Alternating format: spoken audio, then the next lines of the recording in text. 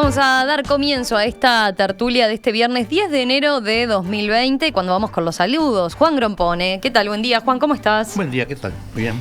Willy Rey, ¿cómo andás, Willy? Bien, por suerte, muy bien, con calor, pero muy bien. Y Oscar Charlo, a quien recién escuchaban. Oscar, ¿todo bien? Todo bien. ¿Te Gracias. tomaste un breve descanso? ¿Cómo estuvo? Un paseo nomás. Algún paseo. Sí. ¿Después los demás, todos Montevideo? Montevideo. Hasta ahora sí, pero nos vamos dentro de algunos días. ¿Somos los del equipo de febrero, Willy? No, ¿no? fin de enero. De fin porque de enero. en febrero ya tengo que estar en España y es trabajo eso. Está bien.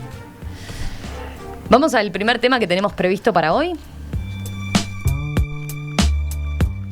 La justicia envió a prisión a un guardia de seguridad y a un militar por la muerte de un ladrón de 30 años al que detuvieron dentro del Max Center Shopping de Paysandú el lunes pasado. El guardia de seguridad fue imputado como autor y el militar como coautor de un delito de homicidio a título de dolo eventual. La persona fallecida había ingresado al centro comercial al escapar de uno de los ahora formalizados que lo perseguía por la calle tras haber visto que intentaba robar una moto. En videos de cámara de seguridad se ve al ladrón siendo reducido luego de caer por una escalera mecánica. Después de colocar a la persona boca abajo, el militar le sostiene las manos contra los glúteos, mientras que el guardia de seguridad le apoya su rodilla contra la nuca. En videos filmados por particulares que estaban dentro del shopping, se escucha al ladrón suplicando que lo soltaran porque le faltaba el aire y se estaba muriendo. La autopsia concluyó que murió por asfixia. Según la fiscal María Fuidio, los imputados cometieron el delito de homicidio a título de dolo eventual.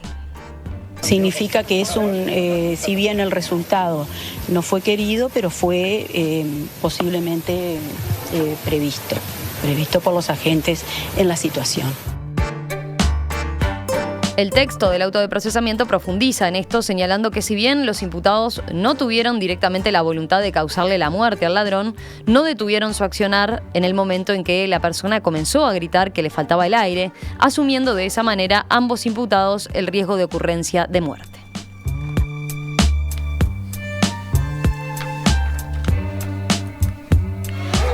Bueno, fue un tema obviamente que generó mucha conmoción en estos últimos días. ¿Con quién empezamos? A ver, ¿con el abogado de la mesa? Sí, claro. Parece lo lógico. Claro. Sí. Hoy debería estar Alejandro Aval acá explicando esto que él Alejandro es de los que ya salió de vacaciones, es parece. experto. Bueno, yo me declaro que no soy experto, nunca hice derecho penal, pero lo que me interesaría comentar algunas cuestiones, ¿no? Primero, el contexto general en que esto se da. He notado con preocupación la polarización en la gente, ¿no? Es decir, todo el mundo opina, algunos a favor, otros en contra. Y claro, el hecho se produce en una situación que todavía, aun cuando ha pasado ya el momento electoral, todavía la inercia de toda la crispación que se ha generado en torno a la situación de seguridad, que ha sido exagerada para mí, claramente con fines políticos, lleva a que las reacciones sean radicales, ¿no? Gente que aplaude el resultado, otros que ya advierten que esto es gravísimo y lo que se viene, bueno. No es nada bueno esto que pasó, el contexto en que pasa, las consecuencias, los comentarios, todo muy, muy desagradable, preocupante. Ahora, lo que vamos perdiendo, ¿qué es la capacidad de manejar técnicamente estas cuestiones, ¿no? ¿Qué es lo que correspondería en una situación normal del país? Esta es una cuestión que debe manejarse por los profesionales que intervienen. Esa es la opción que ha tenido nuestro país, en el cual las cuestiones penales no se fallaban al grito de la tribuna, sino que se hacían, mediante bien o mal, se hacían por el criterio de los profesionales que intervienen. A mí la impresión que me da con la lectura simplemente del pronunciamiento del fiscal, de la fiscal, y el resultado de la formalización, es que realmente a mí me deja dudas la tipificación. Que hubo exceso, esto lo han reconocido todos y eso parecería incluso que los propios abogados de los imputados, inclusive ¿no? hay un pronunciamiento de uno de los gremios de estas... De una trace. Ahí está, de una trace que dice, claramente lo condenan, como una falta de profesionalismo de los que actuaron, de los agentes que actuaron, ¿no? Ahora, yo creo que el problema va por ahí un poco, porque acá hay que hilar muy fino. Esto de la forma del delito no intencional, el de dolo eventual. El dolo eventual, que es una figura muy elaborada en la doctrina penal, sobre todo en la doctrina penal uruguaya, creo que es hasta una figura original que se creó en nuestro derecho penal en la época de Irureta Goyena. Tiene esa forma tan sofisticada, ¿no? Es decir, es que la gente tiene que haber previsto el resultado dañoso, en este caso la muerte, y tiene que haber descartado ese resultado para seguir adelante, porque obviamente lo que todos dicen es que no quiso el resultado. Y a mí me da la impresión que lo primero que hay que rescatar es que no quisieron ese resultado. Hay quienes ya ligeramente dicen, bueno, se hizo justicia por mano propia. Bueno, no es el caso, ¿no? Y hay solo una frase que a mí que transcribe todos los testigos, que uno de los agentes, no sé si fue el agente privado o el soldado que intervino ahí, que le dice, ahora vas a aprender a no robar. A mí me parece que si alguien dice, vas a aprender a no robar, está hablándole a alguien que va a seguir vivo, porque si no, no tendría sentido decirle, esto te pasa por haber robado. No vas a aprender. O sea, había, me parece, una intención de claramente de no tener el resultado. Lo que se nota, si esta fuera la hipótesis final, es que hubo una gran torpeza, es decir, una gran falta de preparación. Y este sí es un problema, porque este problema compromete a quienes contratan, a quienes se prestan a intervenir en este tipo de actuaciones tan delicadas, y luego pueden ser víctimas, claro, del sistema de responsabilidad que esto atrae, ¿no? Que lleva hasta la empresa, hasta al propio agente involucrado, porque claro, la imprudencia en el desempeño de una profesión compromete la responsabilidad del que actúa, ¿no? Yo creo que ahí hay un margen todavía de apreciación que hay que dejarlo librado al estudio más técnico, ¿no? Yo veo hoy en la prensa ya hay algunas opiniones de profesionales que dicen que bueno, que no se tomaron debidamente en cuenta algunas variables. Bueno, por ejemplo, se menciona, ¿no?, que sí, él venía corriendo y amenazó, que el fallecido, ¿no?, venía corriendo y amenazó a una funcionaria en el shopping, una empleada, que estaba alcoholizado. Sí, todas esas cuestiones. Demás, ¿no? Eso es lo que señalan estos abogados. Sí. No, y que no se examinó suficientemente, claro, toda esa situación previa, cómo puede haber influido en el resultado de muerte. Claro, que no solo fue la presión que causas coadyuvantes o intervinientes ahí que agravaran el resultado. Entonces me parece que eso hay que dejar que se procese más técnicamente. Pero lo que yo trataría de sugerir es que dejemos actuar a los profesionales en esto, porque es muy complicada y las consecuencias pueden ser muy importantes, ¿no? Willy, Juan. Bueno, Willy. Yo soy en esta materia un ciudadano más que puede ver la información a través de la prensa y sacar pobres conclusiones, porque obviamente esto tiene una componente técnica. Me interesó mucho la opinión de Oscar recién, porque andaba cercano a esa opinión como ciudadano, pero creo que es muy importante empezar a tener en cuenta de que hay que profesionalizar la seguridad.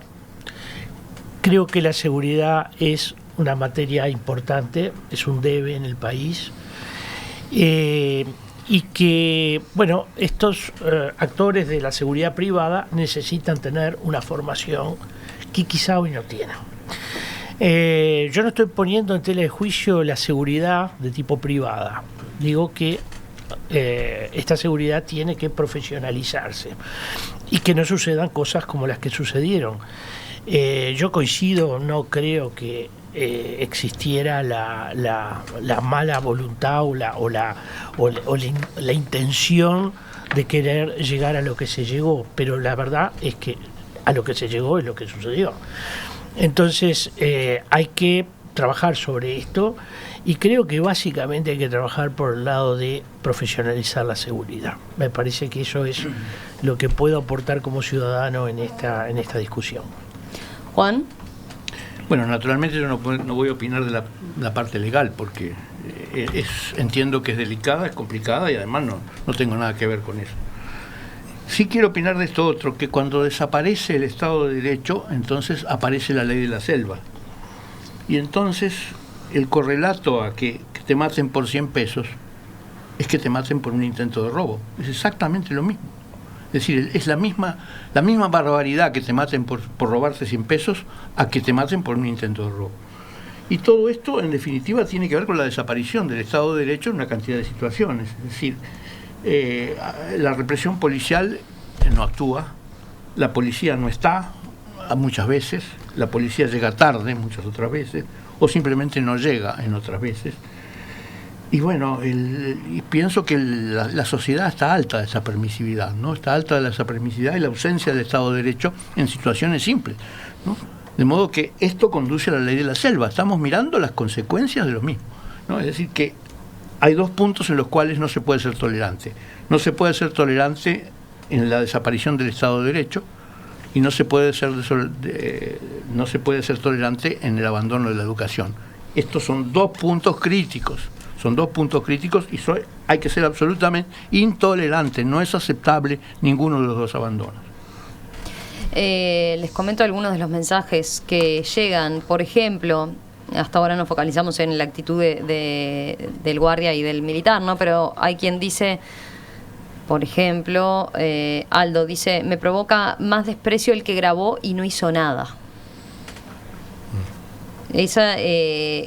Últimamente se han viralizado estas cuestiones, ¿no? Y también, de hecho, bueno, acá había mucha prueba que iba por ese lado, de videos, de testimonios de las cámaras de seguridad del propio local, pero también de gente que estaba ahí, que presenció la escena y bueno, y de hecho es lo que se puede escuchar de el hombre que murió pidiendo que poder respirar, venía por videos caseros, ¿no? Que han circulado y que se han viralizado, que no todo el mundo puede ver, porque también son de alta sensibilidad, obviamente, pero digo porque es otro elemento que tiran los oyentes, ¿no? Este es otro ejemplo de la desaparición del Estado de Derecho, es decir, que entonces ahora el público se convierte en juez, ¿no? En juez de la situación, en lugar del papel que tiene el juez, que es el que en definitiva resuelve en un Estado de Derecho, ¿no? Sí, y tiene que ver con todo ese nuevo ciudadano observador, grabador de todo, que es el ciudadano que tiene ya como apéndice de su mano un celular, ¿verdad? Entonces, antes de actuar, filmamos todo y después pensamos a ver qué hacemos, porque dentro de eso está me parece la idea, ¿no? El deseo quizás de hacerse famoso o importante por haber sido testigo de una cuestión novedosa o impactante. Y bueno, hoy en día ser viralizado, recibir muchos likes, parecería que es la forma de reconocimiento a la cual aspira un ciudadano común, ¿no? Ya no aspiramos a destacarnos por algo que en otra época podía ser relevante, ¿no? Capacidades, ¿no? Ahora es simplemente ser testigos de algo que sea atractivo para otros, miles de personas, y eso ya nos motiva a hacer cosas. Y eso nos inhibe de actuar. También yo digo que ¿qué podría haber hecho un ciudadano, ¿no? Tampoco podemos exagerar tanto la cosa. Yo te iba a decir eso, en la conducta de manada a veces y en el sentimiento que se despierta cuando se ve a alguien que está robando y demás, tendría que llevarle la contra, ¿no? A toda esa carga que tiene que obviamente la gente veía bárbaro que lo hubieran apresado al tipo, bueno, y que lo estuvieran reprimiendo. Claro, si eso fuera juzgando rápidamente, porque claro, nadie puede saber si realmente esta persona había intentado robar, nadie pudo ver eso, porque venía corriendo y disparando. Lo único que se vio que andaba con una botella amenazando, pero el origen de todo el problema nadie era testigo de eso, ¿no? Salvo la gente que corrió. Pero quiere decir que a veces también se nos pide, está bien, esto es un síntoma de los tiempos, esa capacidad de abstraernos, de no involucrarnos, pero sí grabar, sí filmar, pero también tenemos que preguntarnos, bueno, ¿qué podría haber hecho? No sé, intervenir más, ponerse a favor de uno, de otro, parecería que no es tampoco deseable porque no es fácil. No todo el mundo está en condiciones de lidiar con estas cuestiones, ¿no? Así, son situaciones, en fin, que tenemos que reflexionar para el día que nos suceda tener una posición tomada sobre qué hacer, ¿no? Pero es muy difícil, realmente. Fíjese que frente a eso nos encontramos muchas veces con otra circunstancia, que es el otro impulso. También se podría haber quedado quieto el que salió a correr al que vieron intentando robar una moto. Sin embargo, intervino. Realmente nadie le hubiera dicho nada, si no hubiera hecho nada, nadie se enteraba, no hubiera pasado nada seguramente. Sin embargo, alguien tuvo el impulso de hacer algo que no estaba obligado para tratar de evitar un delito. Y vemos, termina todo mal, pero tampoco podemos desalentar a que la gente tenga reacciones conscientes y medidas, ¿no? Es decir, que si uno está en condiciones de hacerlo, debe intervenir por los demás, debe tratar de hacer algo, porque la contención del delito es un problema de responsabilidad ciudadana también, ¿no? Esto no es una cuestión solamente de las policías, ¿no?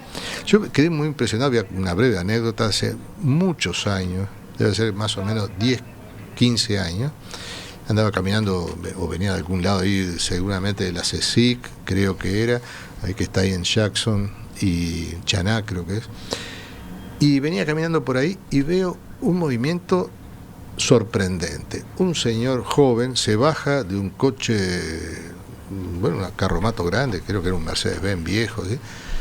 Y agarra a un muchacho que corría, que había tirado, después lo vi, ¿no? Había tirado a una señora arrebatándole la cartera. Miren de qué época estamos hablando, de 15 años atrás, más o menos. Y lo apresa y lo domina, tal cual sucede en este caso. Pero seguramente era un karateca, porque con una habilidad, sin ningún esfuerzo, lo dominó con una mano, mientras con el celular llamaba a la policía. Y me quedé esperando y efectivamente vino un patrullero, se lo llevaron, el tipo sin ningún rasguño, sin nada, ¿no?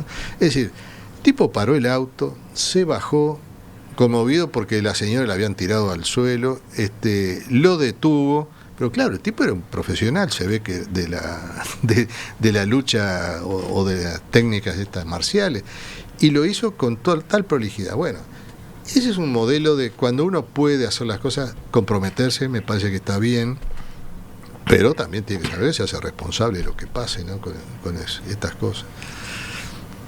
Tengo varios mensajes, a ver, por ejemplo, José de Juan Lacase, dice: hola a todos, lamentable suceso, sin opinar del caso concreto, mucha de la violencia social existente tiene una de sus causas en la pérdida de la educación, va por el lado de lo de Juan. La interpretación y práctica de la violencia, la falta de valores, las reacciones cotidianas. Este suceso no es nada más que un reflejo extremo de lo que somos, lamentable, dice. Y agrega: si no resolvemos aspectos de actitud, promovemos la educación y recapacitamos en nuestra activa postura de abandonar y del no te metas, difícilmente alcanzaremos niveles civilizados de convivencia. Ese es uno, pero hay varios más. A ver, hay quien dice, Carlos dice: buenos días, algunos países de Europa han prohibido este tipo de neutralización de una persona y la policía en Francia investiga en estos días por la muerte de un repartidor víctima de esta manera en un bloqueo. De esta manera de bloqueo, dice. ¿Qué más? Hay quien dice... Daniel, por favor, critiquen también a los jueces y fiscales porque cuando llega la policía los dejan libres. Bueno, ahí, si me permite ese comentario, sí, también dale. Habría que precisar, ¿no? Si nosotros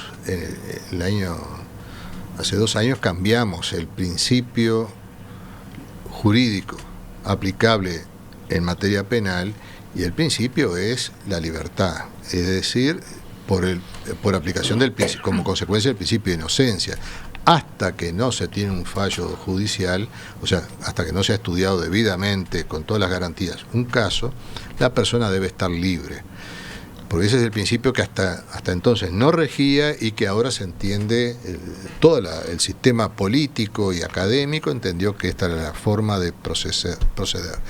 Ahora, cuando hay riesgos de evasión o cosas por el estilo, se puede decretar la libertad anticipada, la prisión provisoria, pero eso es excepcional, ¿no? Entonces, esa imagen de que la policía detiene y los jueces liberan, a veces responde a esta mecánica del proceso que no hay por qué censurar, porque está en la ley que sea así, ¿no? Hay que tener cuidado con no generalizar esa imagen, más allá que puede haber errores judiciales, ¿no? Ahora, yo sí quería comentar aparte, porque eso es una deriva importante, lo que dijo Juan en torno al Estado de Derecho, ¿no?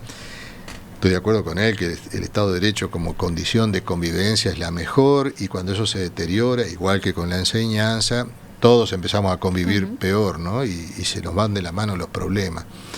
Pero también yo tendría cuidado con, no creo que sea la idea de Juan, de dejar la sensación de que en el Uruguay se perdió el Estado de Derecho, ¿no? El Estado de Derecho es bastante complejo y tenemos que buscar un punto de equilibrio entre la percepción que tenemos los que vivimos aquí y que sufrimos muchas cuestiones que no nos satisfacen, y la visión que tiene el mundo, que ve a Uruguay como un modelo a proponer en todo el mundo para cantidad de países que están intentando mejorar su sistema institucional. O sea, el Uruguay ha resuelto bien una cantidad de problemas de convivencia, pero tiene problemas claramente en una manera de entender el derecho y de entender la aplicación del derecho y la convivencia que nos está generando problemas. Algo de esto voy a decir en el segundo tema, si es que tratamos el tema de si da para tratar el tema de la ley seca, que tiene que ver con lo mismo, ¿no? Es decir, una forma de cómo entendemos la contención del delito, la aprobación de leyes y todo eso, que a veces me parece que recarga demasiado las responsabilidades en los sistemas de contención normativo, jurídico o institucional, y libera de responsabilidad aparentemente a los ciudadanos, que somos los verdaderos responsables de que las cosas se hagan de alguna manera. No es observando cómo hace la policía o el Estado o el legislador, no.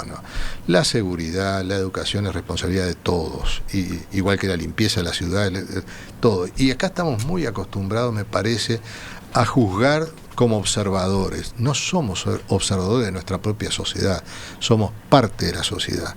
Y esto tenemos que empezar a cambiar, esta cultura, porque no es cuestión de echarle siempre la culpa al que tiene la responsabilidad formal de las cosas. Entonces, lo de Estado de Derecho puede estar deteriorado en Uruguay, pero no lo hemos perdido, por suerte, ni cerca. Pero por cierto que habría que mejorar muchas cosas.